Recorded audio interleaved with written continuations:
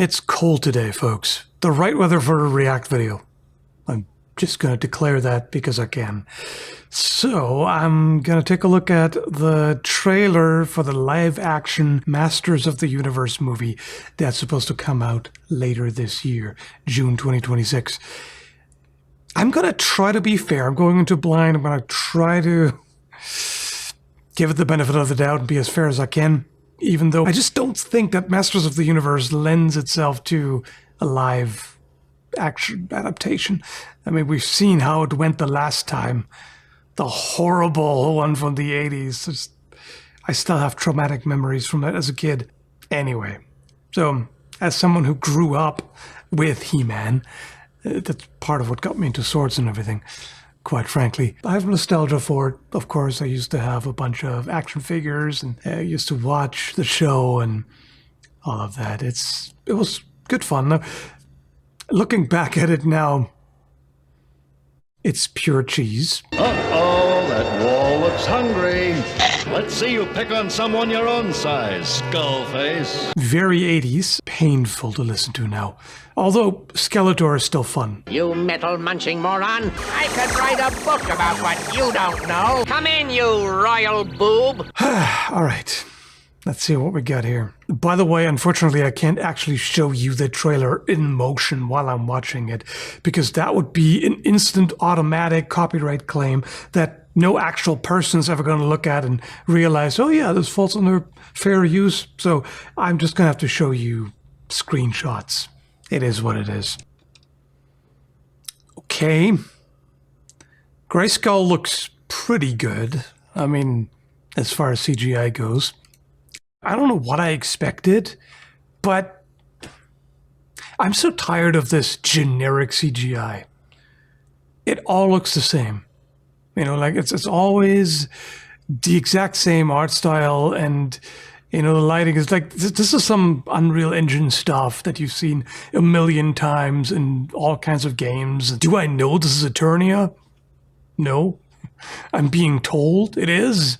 Or implicitly, I guess. I'm going to assume it's Eternia, but it looks like any old cutscene from whatever game. So, I don't know. Sword of Power.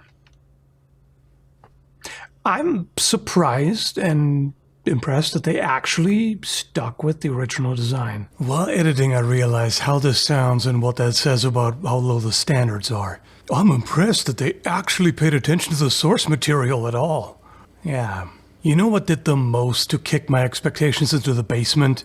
Michael Bay's take on TMNT from 2014. Never have I seen a more hideous transformation than that. Anyway, that's what the Sword of Power looked like. I mean, this is in high definition, and it's shiny and everything. It used to be like dull gray and whatnot because it was a simple animation style. So, okay, that's the actual Sword of Power. They didn't redesign it or whatever. Even though there have been a number of different iterations since the original 80s series. This does not look like Eternia to me. I do not get that vibe. I don't know. Okay, yep. Wait, what? No! No, don't do this again. No! Are they doing the same nonsense as in the live-action movie from, what is it, 87? What I hated so much about that was that it's set in the real world for the majority of it. The place is Earth. What are we doing? Wait, he's sitting there in his bedroom, like whatever. I guess this is supposed to be Prince Adam, or a guy that gets isekai'd to be Prince Adam for some reason.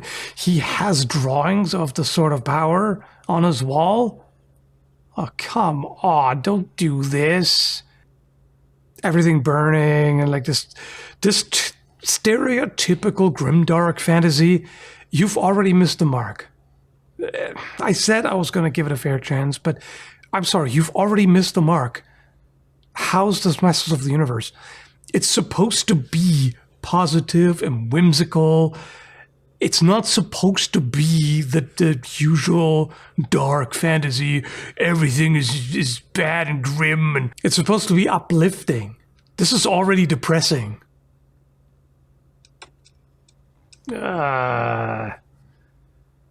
It's kind of reverse isekai, where he gets sent to Earth as a kid.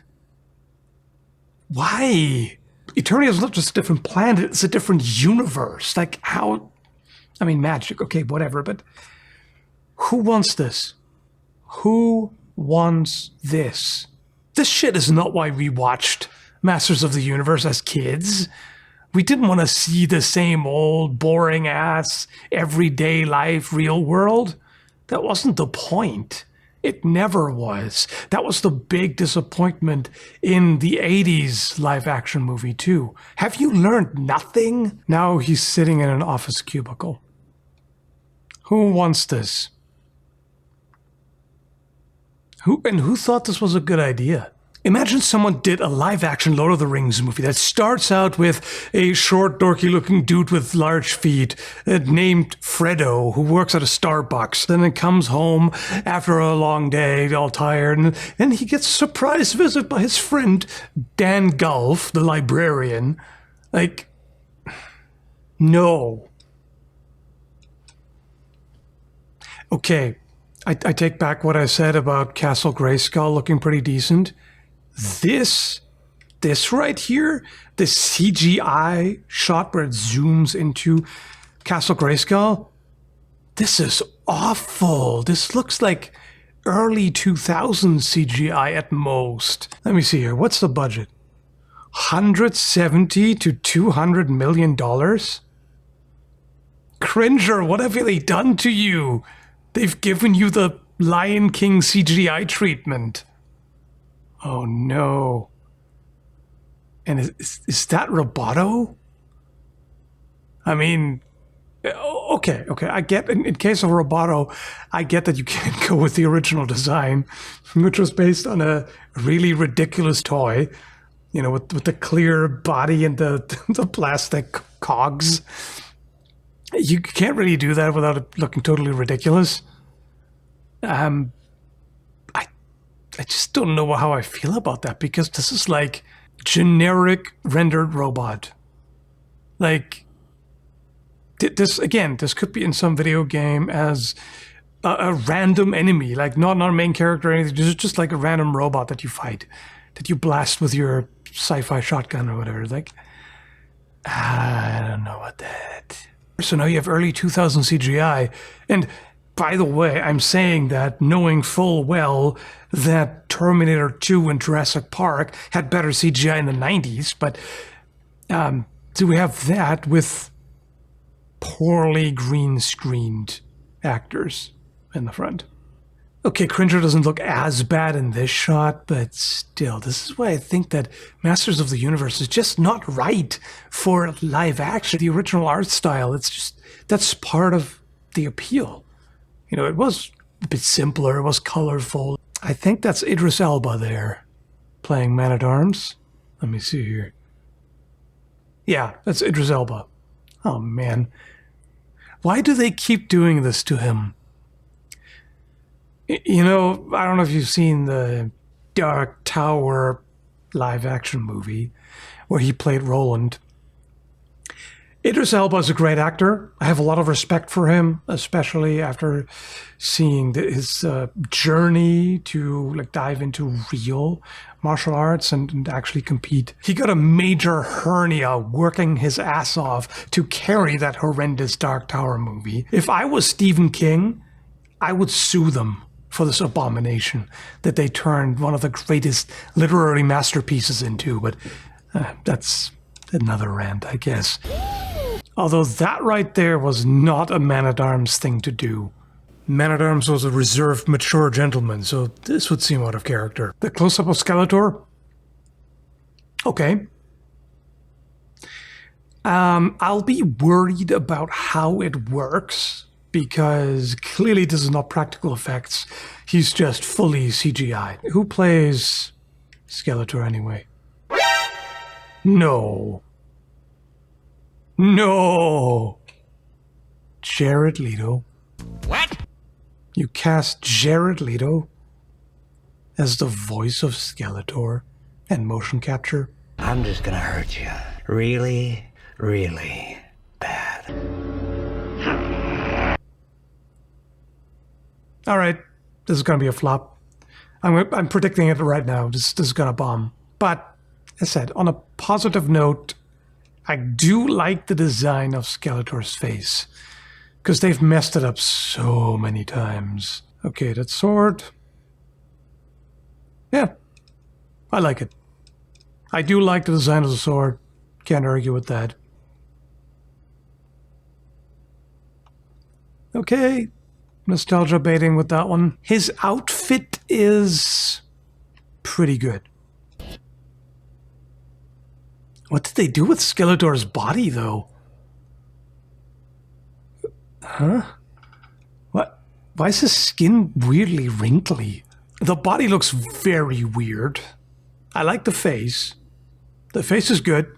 You know, glowing eyes and all, proper skull face. Okay. I can dig it. How well is it gonna mesh with the live action characters? Okay, now that I see him stand there like that, I'm not sure about the casting choice after all. No offense to the actor, I don't actually know who that is.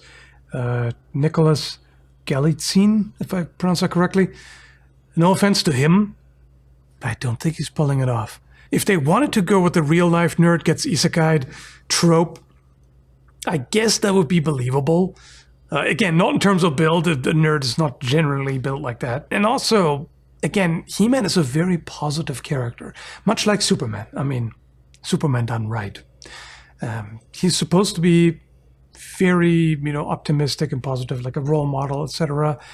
This guy's just, the vibe he gives off is just like, I'm trying to look tough. Okay, that looks pretty good, not gonna lie. So apparently that's where the budget went. So I don't get, like, why is this so different? Like, why do we have scenes that look like 2000 CGI, but then we also have scenes that are actually pretty decent? One thing I'm worried about, we haven't heard Skeletor. I'm really worried about what his voice is going to be. I'm sorry, but it has to be the nasal, awkward Skeletor voice. Bunglers! And I don't think Jared Leto can pull that off. First impression, I'm not hopeful. Maybe it's not going to be a total disaster. Maybe it's not going to be as bad as the Dark Tower movie. Maybe it's not going to be as bad as the 80s one. In fact, honestly, it's probably not. Looking at that. But is it going to be good? I still have to ask, who is this for? Like, clearly this must be catering to the people who grew up with Masters of the Universe, who are now middle-aged. Now they have disposable income, more or less, in this economy. In order to appeal to them, why would you do this thing of, oh, he gets sent to Earth and then he comes back? What is this nonsense? What does anyone else care? Like, what do the kids now care about Masters of the Universe? I don't think you're going to get them into it, really. It's quintessentially 80s. And it just, I mean, over time they have kept updating it. And in my opinion, Revelation was pretty good, actually. It had its problems, but I liked the art style well enough. And what they did, the character designs, the fact that they, stuck pretty close to them. Because in the meantime, there were other iterations of Masters of the Universe, which with completely different designs. And it's gone in a lot of different directions, right? But I really don't know who this is for. Not for me, and I grew up with it, but let me know what you think, folks. Does this inspire any hope in you? Do you think it's even worse than my impression? Like, do you think I was being too nice? Was it being too harsh? Do we just not know enough to say anything? Tappy. Let me know. Thanks for watching.